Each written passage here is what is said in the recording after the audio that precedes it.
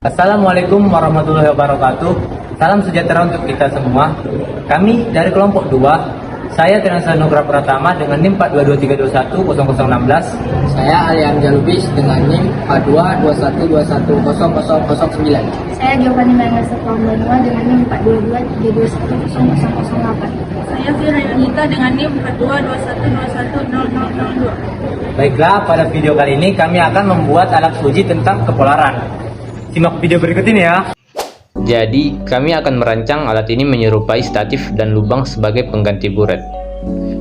Kemudian botol akan diletakkan ke dalam lubang tersebut dan larutan polar atau non-polar akan dilewatkan melalui botol yang tutupnya telah dilubangi, sehingga air akan mengalir lurus dari botol ke wadah di bawahnya.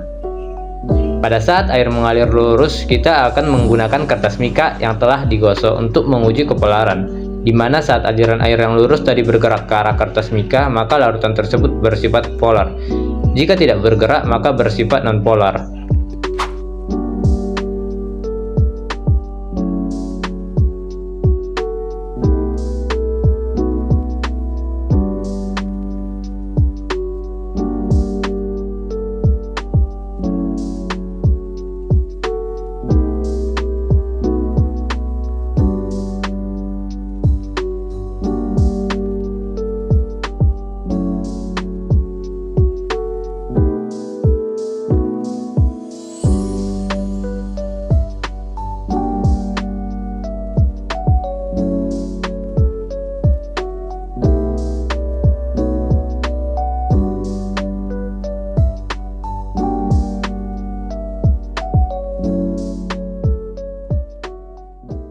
Nah teman-teman, ini adalah hasil alat uji kepolaran yang sudah kami buat.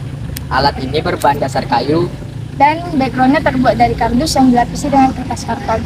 Statifnya berbentuk lingkaran terbuat dari kawat yang dilapisi oleh kertas karton.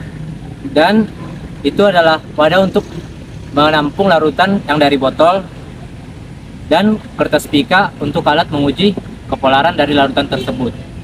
Molekul polar adalah molekul yang terbentuk antara dua atom atau lebih yang memiliki perbedaan keelektronegatifan, sehingga menghasilkan momen dipol lebih dari 0. Ciri-ciri senyawa polar diantaranya yaitu dapat larut dalam air dan pelarut polar lain, memiliki kutub positif dan kutub negatif akibat tidak meratanya distribusi elektron. Contohnya seperti larutan garam. Molekul nonpolar adalah molekul yang terbentuk antara dua atom atau lebih dengan keelektronegatifan yang sama, sehingga momen dipolnya adalah 0. Ciri-ciri dari senyawa nonpolar adalah yang pertama, tidak larut dalam air dan pelarut polar yang lain. Yang kedua, tidak memiliki kutub positif dan kutub negatif akibat meratanya distribusi elektron. Sekarang kami akan mencoba memperagakan bagaimana cara menggunakan alat ini. Pertama, siapkan larutan yang akan kita uji, yaitu larutan garam dan minyak. Kedua, kita tuangkan salah satunya ke dalam botol, yaitu larutan garam. Saat airnya telah mengalir lurus, kita menggunakan bantuan kertas mika. Dapat kita amati bahwa larutan garam bergerak ke arah kertas mika itu, menunjukkan bahwa larutan garam merupakan senyawa polar. Selanjutnya, kita akan menguji minyak. Masukkan minyak ke dalam botol yang telah dibersihkan. Saat telah mengalir lurus, kita menggunakan bantuan kertas mika. Dapat kita amati bahwa minyak tidak bergerak ke arah kertas mika itu, menunjukkan bahwa minyak merupakan senyawa nonpolar.